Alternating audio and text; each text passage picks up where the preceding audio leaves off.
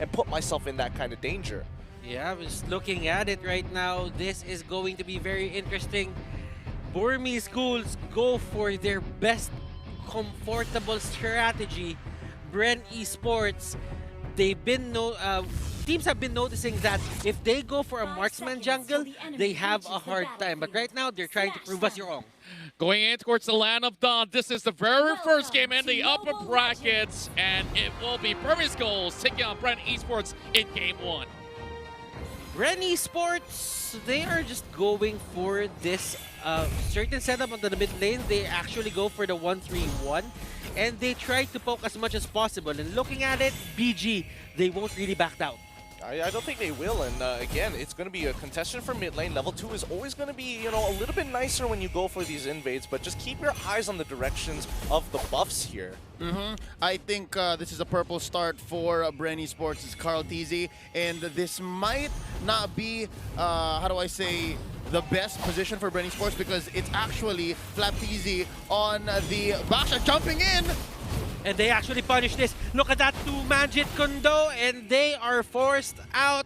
BREN Esports, they hold the line. Karl here getting a free purple buff. Now, why did I say that it's not so good for FlapTzy? He loses the range game here. Yes, you're a Baksha. Yes, you have your 2 to help out and close the gap and clear waves. But what's going to happen is you're going to keep trying to freeze the wave and put it underneath your turret. Sure, there is this 10% damage reduction. But at some point, if you have rotations coming in from Ace like this and as well from Maybe, then actually, now come to think of it, it might be a bait because FlapTzy can just roll out of here unless they rain enough damage on him, and that's exactly what they're doing here. I think this is what FlapTzy wants. I mean, this is all coordinated by BREN. They wanted to make sure, yeah, Baksha can hit level 2 down on the bot side so he can rotate down, rotate towards the purple buff. And now that, by now, in the EXP lane, level 4 on the Lapu Lapu, if they decide to go and invade for orange, we have an even stronger force up on towards the top side in comparison to D. And they actually catch out Karl, but there is the trade that is going to be favoring the side of BURMESE schools. Ribo here forced out of his lane. He tried to help, but he wasn't there in time. Oh boy, I mean, first blood already given over, but it could be more. Right now, Lusty just trying to size up his man. And as we've said, the first turtle is going to be important for this game. BURMESE schools, they take it. The question is, how much can they push this lead? I love the counterplay between BURMESE Ghouls' heavy invade and then neutralized by how FlapTzy was kind of baiting the lower part of the map. And right now, it's Ribo who has to answer to Maybe and the laning Yuzhong on D. Now, the question is, how far can BURMESE Ghouls take this advantage? It'll really come down to how much they bear down on KarlTzy. And KarlTzy, again, I think this is the right thing to do for him. Stick to the buff, stick to farming, and then wait for the perfect time to actually come out. And yeah, just do this, blazing the waves away, and then just rotate back into the orange, back into the purple, take your camps, and then slowly but surely, maybe in the mid game, find your power spike after your second or even your first core item. I don't know. Maybe he's here.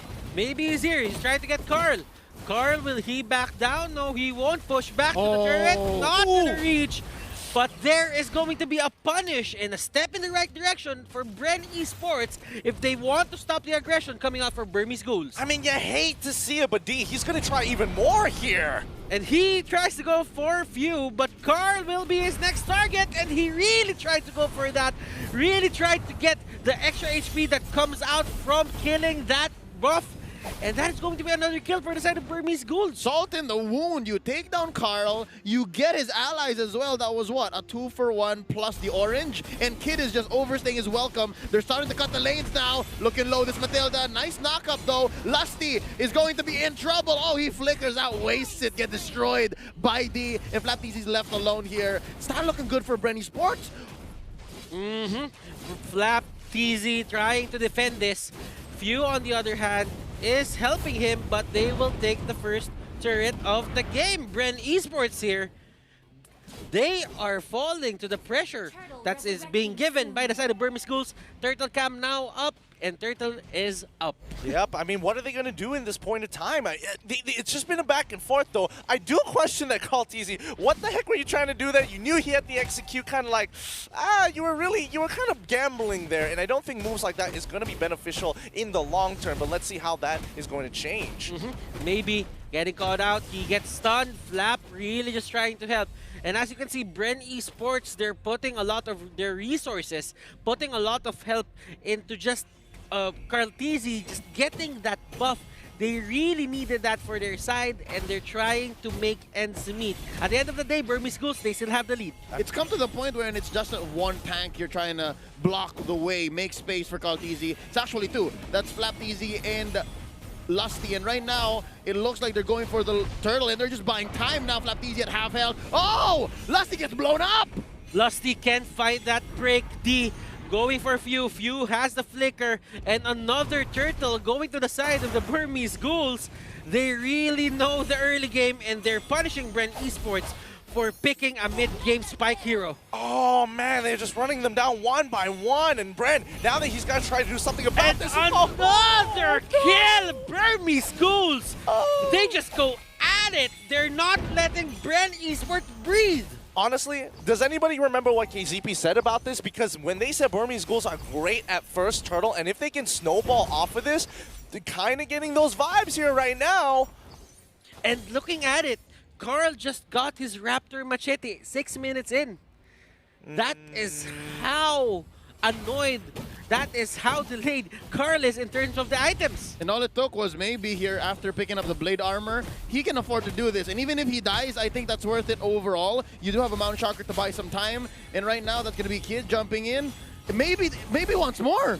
And maybe he's not backing down. Even if you have the Valor, even if you have the Baksha, they are not gonna stop annoying CallTeasy because this is the strategy that they went for. Maybe here is the next target. Blazing Duet will get thrown out. He doesn't have the spell. He doesn't have the skill to get over that wall. But right now, Burmese Ghouls, they're just clobbering at BREN Esports.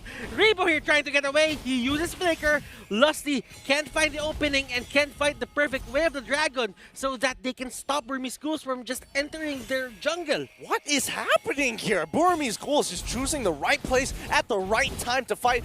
They are just pincering BREN Esports almost every single fight. What this feels like is a death by 1,000 cuts. Ooh. I know that we're at 7 minutes in, and slowly but surely, Burmese Ghouls, they're choking out BREN Esports. Now we're looking for that mid-game spike, right? We're looking for CallTeasy to actually build more than just his Raptor Machete. We're looking for him to pop that Blazing Duet into 2 or 3 softies and then just call it a day, snowball into maybe a wipeout. But they're just not finding that window. It seems like BREN Esports, it's like their inner clock, their timing is also pretty off. And maybe here giving information to the side of Burmese Ghouls that they are taking the Lord. D will try to go for the enemy team here, and that is going to be Few in the middle of everything. FlapTeasy trying to control the fight. There is the Mountain Shocker hitting multiple people here, and Kid just going in with the Matilda, and they get punished once again. 4 for 1. 4 for 1. Like, come on. BREN needs to find some way to kind of even up this score somehow, some way, and at some times, because it looks like it's just, this game is slipping out of their hands. What I tell you guys before the game even started, if there was something great to come from Burmese Ghouls, if they were to upset the entire MLBB audience that predicted that BREN Esports would take this easy. What were the numbers? 15, 20 to 80? That was ridiculous. It's going to come from Maybe, it's going to come from Ace, and it's going to come from Kid. And lo and behold, 307 on this young man on the Yusen Shin. Look at the gold on Lusty right now, 2.6k. Hilda has 3.7. He doesn't have enough items to just tank up the shots that are coming here from beside the Burmese Ghouls. He has a lot to think about. He has the Matilda, he has the Lunox, and he even has a Hilda that's at 6 stacks. That's going to hurt. It really does, and not to mention that Few as well. Like, he's been struggling to get ahead. He really needs like at least one to two complete items to really start being able to push them back. And I think more importantly so is that D has a very good idea. He sees Few, he's going to target whoever Few is going to be nearest to, because at the end of the day, that Black Dragon form doesn't get affected by the searing torrents. There's only so much push you can do against a big black dragon. Actually, with this skin, it's silver. But slowly but surely, Burmese Ghouls taking control of the map. There is no more outer turrets for the BREN ESPORTS side of things. And yeah, this is a slow choke. First Lord coming up here, and there's a very small chance for contestation. Lord Cam shows that the Lord is now up. And BREN ESPORTS, they are forced to stay in base. Technically, Carl TZ right now is just getting the scraps that are reaching their base. The Lord is going to be the next target here for the side of Burmese Ghouls. They're setting it up right now. Maybe just stack it up. Ruby DD, and maybe they're going in. Flicker. He really just wanted to go for the way of the dragon, but right now Carl TZ going in with a blazing duet. And look at the damage output. Order of Brilliance is there. Yuzhong with the monster kill. They get called out. Flap, he's not as tanky as you think.